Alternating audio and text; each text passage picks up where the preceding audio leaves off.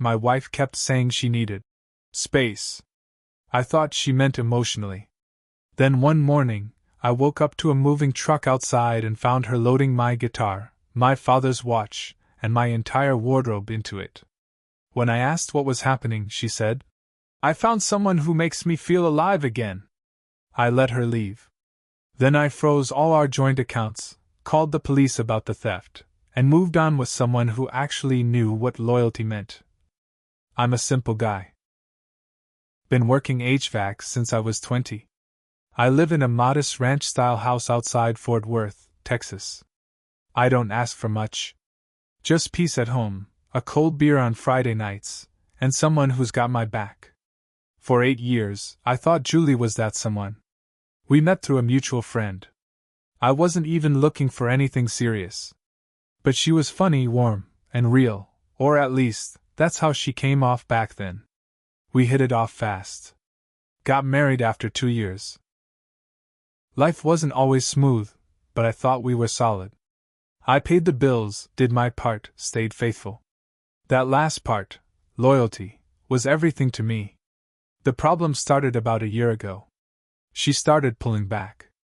I'd ask what was wrong, and she'd say, "I just need space." At first, I thought maybe she was stressed. She worked at a dental office and hated her boss. I gave her the benefit of the doubt. Let her go out with her friends more. Didn't push her. Didn't question much. But over time, something shifted. She stopped talking to me. Stopped sleeping in the same bed. Would come home smelling like some expensive cologne I didn't wear. Every time I asked what was going on, she'd just say it again. "I need space." So I stepped back. I tried to respect it. I didn't realize space was just her way of slowly walking out the door. Then came the morning that changed everything. It was a Tuesday. I remember because I had a 9 a.m. service call across town. I woke up early. Sun wasn't even all the way up. Something felt off. It was too quiet. I looked out the window and saw a U-Haul parked in our driveway. At first, I thought it must have been for a neighbor. But then I saw Julie, standing next to the truck with some guy I'd never seen before. He was tall, wore a fitted Henley and joggers like he thought he was in a fitness commercial. He was hauling my stuff, my guitar, my clothes, into the truck like it was nothing. I ran outside in my boxers. "What the hell is this?" Julie didn't even flinch. She was wrapping my dad's old pocket watch in a dish towel. "I'm leaving, Aaron." "Leaving? What are you doing with my stuff?" She didn't stop packing. "I've found someone who makes me feel alive again." She said it like she was telling me she was going to the grocery store. No emotion. No shame. Just flat. I looked at the guy. He smirked like I was a joke. That was the moment something inside me cracked. "You're stealing from me." "No, I'm taking what I need." "You'll be fine." That's all she said. Then they shut the U-Haul door and drove off. I stood there in the morning heat, half naked, heart racing, watching my whole life vanish. But what she didn't know is, I'd seen this coming. I'm not dumb. I'd noticed the gas station charges in Austin on our joint account. I'd seen the hotel receipts emailed to our shared inbox. She'd been slipping. And I'd been preparing. First thing I did when they pulled away? I walked inside, grabbed my laptop, and froze every single account we shared. Checking, savings, emergency fund. All of it. She had no access. Then I called the police. Reported the theft, gave them a list, my Martin D18 guitar, my wardrobe, my dad's antique watch from the 60s. I had receipts for everything. Hell, I had pictures. I'd even taken a video last week of me playing that guitar in the living room. They opened a case right away. The officer didn't say much, but he took it seriously. Later that afternoon, she texted me. "What the hell? I can't get into my bank app. Did you do something?" I didn't reply. Then, "The cops just called me. You're seriously going to make this messy?" Still didn't reply. She called 3 times. I ignored all of them. That night I slept like a rock. Next day, I went to see a divorce lawyer. He was sharp. Said she screwed up by taking the property without consent. Texas law doesn't mess around with that kind of thing. Meanwhile, I started digging into the guy she ran off with. Took 5 minutes on Facebook. His name's Bryce. Recently divorced, bankrupt, and had a couple DUIs under his belt. Real prize. Turns out, she met him through some yoga retreat she did 6 months ago. She'd been sneaking out to see him every other weekend while I thought she was visiting her sister in Waco. I didn't confront her. Didn't send angry texts. I just moved forward. After the police got involved, things started to spiral. For her, not me. Julie tried to play the victim. She told them I was emotionally abusive, that I neglected her needs, and that the stuff she took was hers too. But I wasn't some clueless husband with no backup. I had receipts, like I said. And I had something else, a home security system. About 4 months before all this, I'd installed a new camera above the garage, motion activated. I never thought I'd need the footage, but I had it. Clear as day.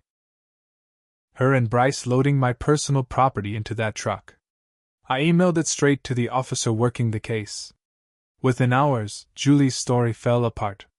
But then, things took a turn. A week after the truck incident, I got a call from my credit card company. Someone tried to open a new card in my name. The address on the application was a P.O. box in Austin. I knew right away, Julie. I confronted her through email. Told her I knew what she was trying to do and that if she pushed it any further, I'd file additional charges. Identity theft's a whole different beast. Her reply? Cold as ever. You're overreacting. I thought we were still sharing things. Unreal. I sent that email chain to my lawyer. He filed an emergency motion with the court. Now she wasn't just facing a basic theft report, she was dancing around the edge of criminal charges that could stick a lot longer. Then came the biggest twist. About 3 weeks into the mess, I got a knock on my door. It was Melissa. Now, Melissa was someone I hadn't seen in years. We went to high school together, worked the same summer job at a hardware store. She'd always been good people. She said she heard what happened. Her cousin works at the police department. Said she'd seen Julie's name pop up and remembered we were married. We ended up talking for hours. She'd gone through her own hell. Her ex-husband drained her savings and took off with his assistant. Said she'd been rebuilding her life for the past 2 years. No games, no drama. Just getting back on her feet. We started texting after that. Then lunch. Then dinner. No expectations. Just someone real to talk to. Meanwhile, Julie's life was unraveling. Bryce, her makes me feel alive. Boyfriend bailed on her after the cops showed up at his door asking about stolen property. Apparently, he didn't know she was still married. Once he realized the legal heat that came with her, he ghosted fast. I know this because she tried to come back. I got home from work one day and found her sitting on the front steps. I made a mistake, she said. He wasn't who I thought he was. I didn't say anything. Just unlocked the door and went inside. She followed. You don't have to take me back, she said. I need a place to stay for a few days. Until I figure things out. She actually thought I'd let her back in. After all that, I stood in the doorway, looked her in the eye and said, You figured things out just fine when you were stealing my life off the front lawn. You're not stepping foot back in this house. She begged. Cried. Said I was cold. That she had nowhere to go. I told her to call Bryce. Then I closed the door. I thought that was the end of it. But it wasn't. Julie didn't just walk away quietly. She had one more nasty card to play. Julie didn't take no for an answer. After I slammed the door on her, I figured she'd crawl back to wherever she'd come from. But Julie was never one to lose without making a scene. She knew exactly how to stir up trouble, and this time, she aimed straight for my job. About a week after I turned her away, I got called into the office by my boss, Ray. I've worked at this HVAC company for over 15 years. I'm the senior tech. Trusted. Solid. So when Ray said we needed to talk privately, I had a pit in my stomach before I even sat down. Listen, he said, looking uncomfortable. I got a call from a woman who says you've been harassing her. She claimed you showed up at her job and threatened her. I blinked. What? Her name's Julie. I guess that's your ex? I nearly laughed.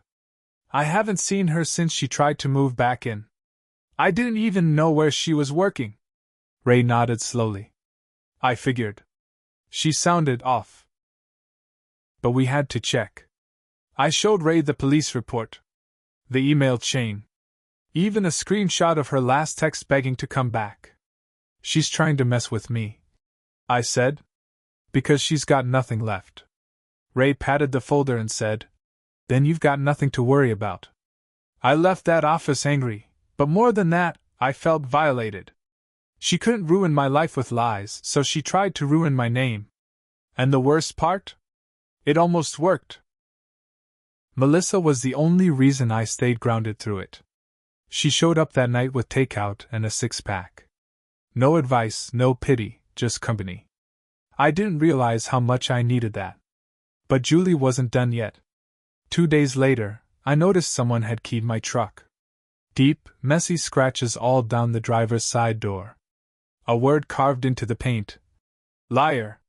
My security camera didn't catch her. She knew that camera only covered the front porch and garage. She'd parked a block away and walked up. I called the police again.